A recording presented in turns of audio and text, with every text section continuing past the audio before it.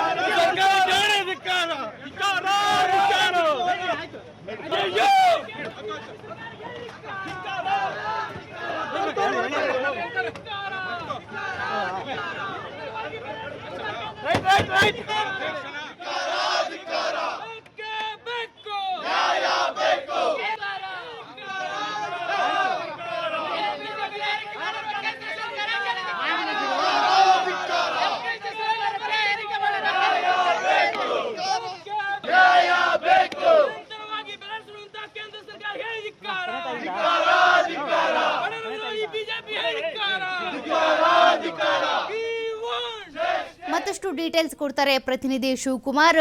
ಈಗಾಗಲೇ ಬಿಜೆಪಿ ಕಚೇರಿ ಎದುರುಗಡೆ ಯೂತ್ ಕಾಂಗ್ರೆಸ್ನಿಂದ ಪ್ರತಿಭಟನೆ ನಡೀತಾ ಇದೆ, ಏನ್ ಡೀಟೇಲ್ಸ್ ಸಿಗ್ತಿದೆ?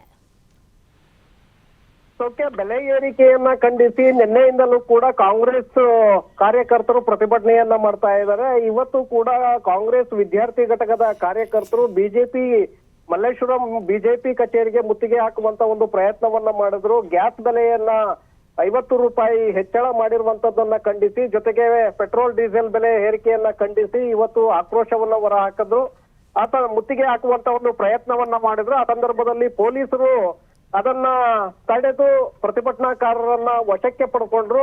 ಸೊ ಅಲ್ಲಿಗೆ ಪ್ರತಿಭಟನೆ ಈಗ ಮುಕ್ತಾಯ ಆಗಿದೆ. ಬೆಲೆ ಏರಿಕೆಯ ವಿರುದ್ಧವಾಗಿ ನಿರಂತರವಾಗಿ ಒಂದು ಕಡೆ ಬಿಜೆಪಿ ಕೂಡ ಪ್ರತಿಭಟನೆಯನ್ನ ಮಾಡ್ತಾ ಇದೆ, ಬೇರೆ ಬೇರೆ ಜಿಲ್ಲಾ ಕೇಂದ್ರಗಳು, ತಾಲೂಕು ಕೇಂದ್ರಗಳು, ಬ್ಲಾಕ್ ಮಟ್ಟದಲ್ಲಿ.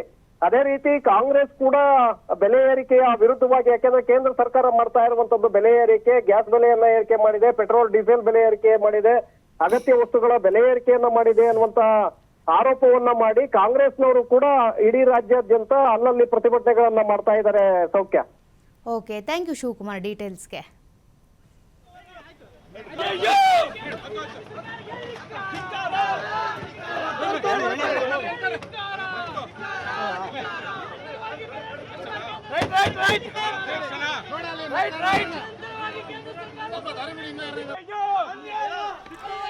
ಈಗಾಗಲೇ ಸಿಲಿಂಡರ್ ದರ ಏರಿಕೆ ಮಾಡಿರೋದ್ರಿಂದ ಕೇಂದ್ರ ಸರ್ಕಾರದ ವಿರುದ್ಧ ಕಾಂಗ್ರೆಸ್ನ ನಾಯಕರು ಈ ರೀತಿಯಾಗಿ ರಾಜ್ಯ ಬಿಜೆಪಿ ಕಚೇರಿಯ ಎದುರುಗಡೆನೇ ನಿಂತು ಹೋರಾಟ ಮಾಡ್ತಾ ಇದ್ರು. ಅಷ್ಟೇ ಅಲ್ಲ, ಕೆಲವರು ಬಿಜೆಪಿ ಕಚೇರಿ ಮುತ್ತಿಗೆಗೆ ಯತ್ನ ಕೂಡ ನಡೆಸಿದ್ರು. ಅಂಥವ್ರನ್ನ ಪೊಲೀಸರು ಈಗಾಗಲೇ ವಶಕ್ಕೆ ಪಡ್ಕೊಂಡಿರುವಂತಹ ದೃಶ್ಯಗಳನ್ನ ನೀವು ಗಮನಿಸ್ತಾ ಇದ್ದೀರಾ. ಈಗಾಗಲೇ ಒಂದು ಕಡೆ ಜನಾಕ್ರೋಶ ಯಾತ್ರೆಯನ್ನ ಬಿಜೆಪಿ ನಾಯಕರು ನಡೆಸ್ತಾ ಇದ್ರು. ಕಾರಣ ಕಾಂಗ್ರೆಸ್ ಸರ್ಕಾರ ಏನಿದೆ ಜನರ ಮೇಲೆ ದರ ಏರಿಕೆಯ ಬರಿಯನ್ನ ಎಳಿತಾ ಇದೆ ಅನ್ನುವಂಥ ಕಾರಣಕ್ಕೆ ಅವತ್ತು ಯಾವಾಗ ಜನಾಕ್ರೋಶ ಯಾತ್ರೆಯನ್ನ ಶುರು ಮಾಡಿದ್ರೋ ಅದೇ ದಿನವೇ ಸಿಲಿಂಡರ್ ದರ ಏರಿಕೆ ಆಯಿತು ಕೇಂದ್ರ ಸರ್ಕಾರದಿಂದ.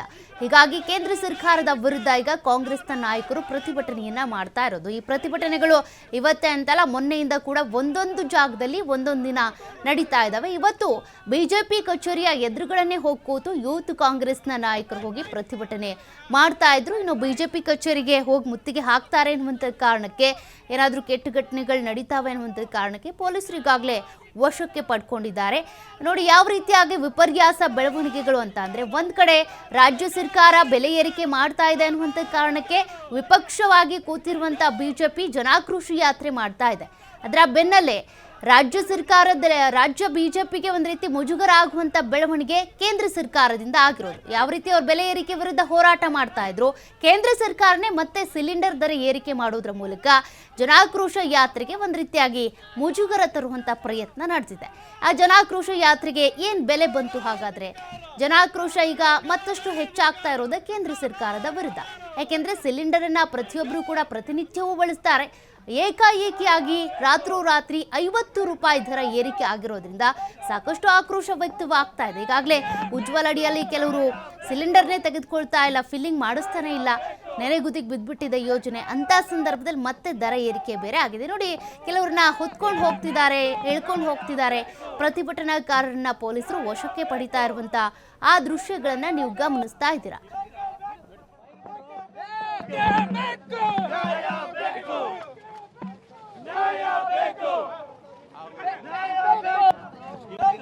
ಜನತೆಗೆಲ್ಲ ಅನ್ಯಾಯ ಆಗ್ತಿದೆ.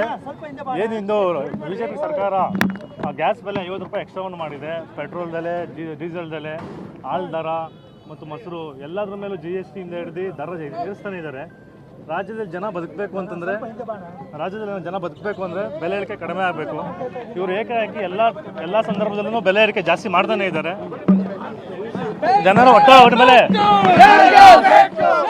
ರಾಜ್ಯದಲ್ಲಿರೋ ಜನತೆಗೆಲ್ಲ ಅನ್ಯಾಯ ಆಗ್ತಿದೆ.